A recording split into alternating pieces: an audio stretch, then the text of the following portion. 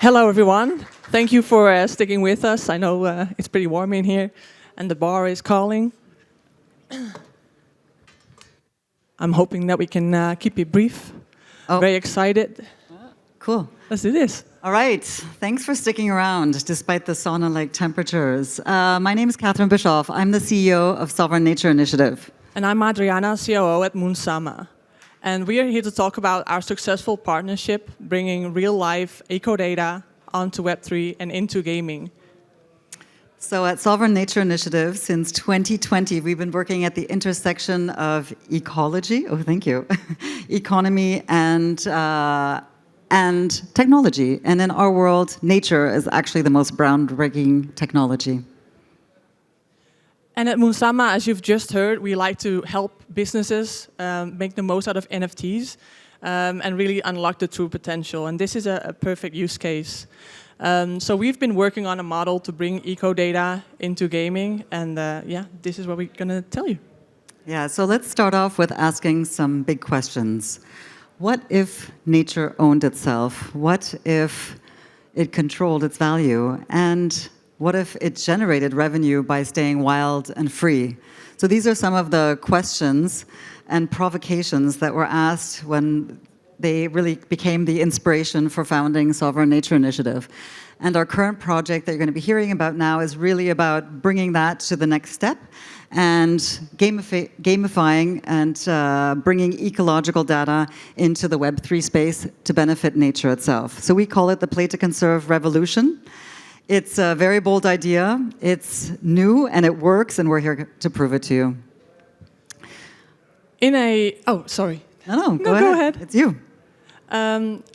According to a study done in 2022 by Yale Program on Climate Change, 70% of US gamers are concerned about the changes in climate. So this audience is primed for conservation movement involvement. So this is why we think this is a perfect group to include. The Play to Conserve model is all about harnessing the power of games and gamers and really getting them activated. Yeah. So let's talk about the problem and the solution, and what do we mean by ecodata? So this is a solution that takes this Play to Conserve into the approach. Essentially, what we're looking at here is a massive problem. This is a giant pangolin. For those of you who have never seen it before, it's one of the most special species on Earth, and it's on the verge of extinction. There are actually only 70 to 120 left in Kenya. And the solution that we're proposing is a Play to Conserve approach whereby we enable online gamers to gain pangolin power. So what we want to do is use that data to empower gamers to create funding streams for those who are protecting nature, so that the value lies in nature itself. Our pipeline connects ecological, nature-based data to digital creatives. So the unique value proposition is really about creating a connection between real life and virtual worlds and bringing more meaning into those experiences. The lions of Kenya can now start roaming the digital savannah like they do in Moonsama's metaverse. In games and metaverses, players can integrate animal power or bring animal companions on their journey. In this collaboration with Moonsama, money has flown to the Kenya Wildlife Trust, one of our partners in Africa, and essentially it's enabling them to protect the ecosystem and ensure a healthy balance between humans and non-humans. This is really a game-changing proposition. It's decentralized community building for conservation. So our partnership, what have we done so far? In March, we released the very first Wild Sama NFT collection, and it was built completely with the Moonsama composer that you could just see in our previous session. The raffle for whitelist was done completely on-chain, exclusively for the Moonsama NFT holders. Many were left very sad that they couldn't obtain a lion cub. But the good news was that we raised $100,000 for Kenya Wildlife Trust to support the research and the work on the ground. It was a first great bridge between Web3 gaming and nature itself. And we're going to keep building on that momentum. The next step for these lion cubs will be that they will be evolving into their full-grown lions. And that's where the ecodata from Kenya Wildlife Trust, supported by Sovereign Nature Initiative, comes into play. So let's elaborate on that a little bit. Let's go deep. Last month, Sovereign Nature Initiative launched the Decentralized Ecological Economics Protocol. We call it DEEP. And what it means is that it brings conservation organizations raw data that they're collecting from the animals in the wild to us. This data is unstructured, analog, some of it, and our role is to standardize and scrape it and digitize it so we can make it legible for our clients. When we process this information, we also brainstorm with game studios and designers using AI-generated mood boards. The game developers then take that data, the statistics, but also the stories and game lore, lore from the community, and use that to really enable incredible asset creation for their user base. We do a joint launch marketing campaign, and the conservation organizations benefit from the proceeds that are generated. So deep data is really finding a new economy whilst making real-life impact. Let's talk about this raw material, the data itself. The product offering weaves together 3 types of data: identification, movement, and story. So ID is really all about age, gender, physical attributes of an animal, like unique scars, maybe patterns, color of fur or skin, any type of attributes that are being tracked. Movement can include geolocation as well as patterns of movement over time. So trackers like this fellow that you see in the photo use radio collar technologies to track the animals, check on the health of the ecosystems and the lions. And when they check in with that data and bring it to DEEP, we can then process it and provide updates in the protocol. Storytelling is, of course, key to games and metaverses, and we truly believe that real-life stories can exceed and be more fantastical than made-up ones could be. We really believe that life exceeds the imagination, and we get that from the animals that we're protecting. There are lions named Scarface, Hunter, Sikio, and Morani that live in the Masai Mara. These have become very, very famous lion because this unlikely alliance of 4 male lions conquered 3 prides and managed to establish a reign of over 14 years, unheard of before. And maybe some of you have heard of it through the BBC documentary Big Cat Diary. And now imagine how these dimensions will come to life through gaming. Betrayal, alliances, broken pacts. It's a new, unique game lore that we can now all bring into gaming. So these endangered species narratives, they're not only exciting, they also give cultural meaning and show the complexity of our world's ecosystem. So what makes this really unique as well is the dynamicity of the data. So the avatars are dynamic as well. KWT gives us regular updates on the status of real-life lions. We call it proof of preservation and proof of coexistence. This sustains the deep connection to real life, and dynamism means that we can represent the full life cycle of an animal in a virtual world. The lion avatar that you'll see in Moonsama, for example, is actually reflecting what's happening on the ground. So this is a true application of data in the spirit of Web3, decentralization, automation, and transparency. What would the world look like and mean if the lions of the Masai Mara are actually unfolding in a digital space? Morani and Scarface of the Marsh Pride, whose lives, lore, and physical attributes are actually manifesting themselves in online game interfaces. Let's talk a little bit about the tools. So the protocol and rarity index that we are releasing is a custom metric, here we go, that allows us to identify the uniqueness of an animal and their attributes. So first, you can browse the data animal collection, which each of the species is linked to the provenance of that data, so the conservation organization protecting the animal. You can select the animal's rarity. So after choosing the species, you can choose the rarity, and you'll see individual available data samples for that.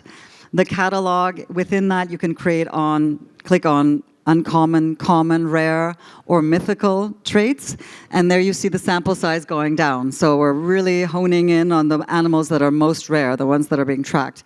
Thereafter, in the catalog, you can click on the animal that you're interested in, and it will basically pull up all the data that we have on the animal. So here you see left notch ear, it's got some scars, it has a certain age, perhaps it's had cubs, perhaps it's deceased. These information and data can then be utilized for the mechanics of a game and really bring the utility and game ideas to the next level. Oh, sorry. So this stuff always gets me exciting, like the previous one. Like I'm a gamer myself and a little bit of a data nerd, so when I see this, like my fingers start tingling. But let's come back to our partnership. Previous slide, please. Yeah. So I'd like to talk a little bit about the partnership and how an online gaming community became stewards of nature. So I think Adam already said, so like one of our key strengths as Moonsama is our community. They're engaged, it's like a kinship, like with the lions. And for Moonsama and its community, we're always at the forefront of innovation. We always want to push boundaries. And when S&I approached us, we were so excited, and we, could see all the possibilities.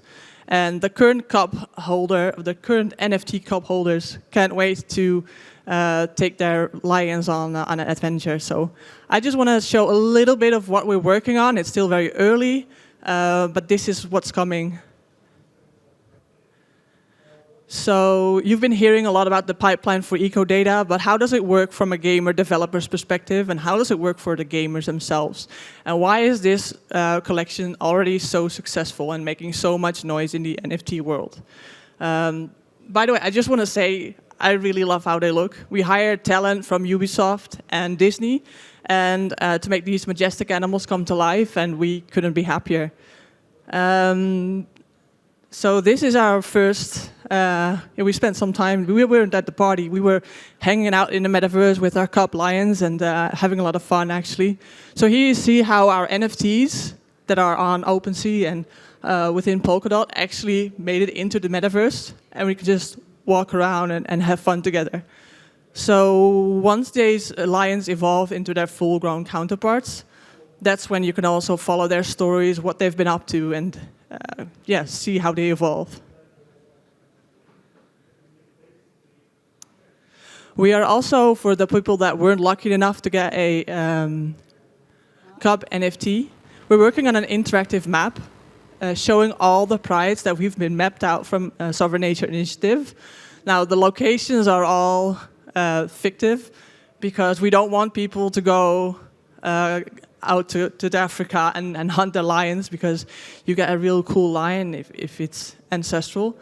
But here you can already take your lion on a little bit of an adventure and look what it's doing. So very, very exciting. And this is already containing all the data of the lions. So I can talk about this stuff for hours, but I just want to give a little bit more of a tease. So this is also what we're working on, like a complex tribe system. So once your cub is evolved from cub to lion, you can then choose your own tribe, and we can gamify that further. So it's just the beginning, and there are so many opportunities to bring nature into gaming that we're really excited. What I'm also excited about, like I said, we raised $100,000 in our first Cup NFT sale. That money is right now making a difference in Africa on the ground. It's hiring staff, it's investing in software. So we're really already making a difference. And it's actually a continuous cycle, because on the secondary market, the royalties will flow also back to Kenya Wildlife Trust. So really cool stuff.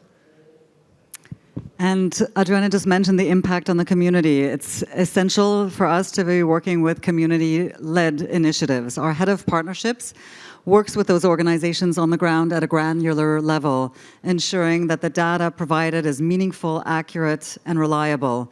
In this case, with the Kenya Wildlife Trust, these partners monitor and protect predators, so the cheetahs, lions, and leopards of the Masai Mara, but they're also providing training to the next generation of Kenyan conservationists, as well as raising awareness to local communities of the importance of these animals for the health of the ecosystem. So this dynamic partnership between Sovereign Nature Initiative, Moonsama, and Kenya Wildlife Trust, I think we all see how it benefits nature and the organizations on the ground, but I also think that it's really beneficial for the game developers and the gamers, because they get content that's unique and has never been seen before. So it's a powerful force for good. So over this last year, Sovereign Nature Initiative has been working with conservation organizations across the globe to onboard this ecodata. So you see here we have cheetahs, bison, taurus, wild horses, giant pangolins, bottlenose dolphin, minke whales, elephants. The list goes on that we're onboarding. So we're bringing all of these animals and want to introduce them to the Web3 space. I'm going to wrap it up here. We strongly believe that the metaverse and gaming environments are not purely digital, but can be connected to the real world, to activities happening on the ground, and make an impact there. So if you're a game developer or a studio, or you know of them, and you're interested in this, please help us spread the word, and let's bring more ecodata to virtual worlds. Yep, and if you're excited about our story and Adam's story, and you would love to build with Moonsama, then please connect to us. Yeah, so we're here to bring play to conserve revolution really into high gear. We want to harness the power and the value of life-sustaining ecosystems. We know that we must protect the biodiversity out there, so let's bring real-world ecologies into Web3. Let's get deep and let's go wild.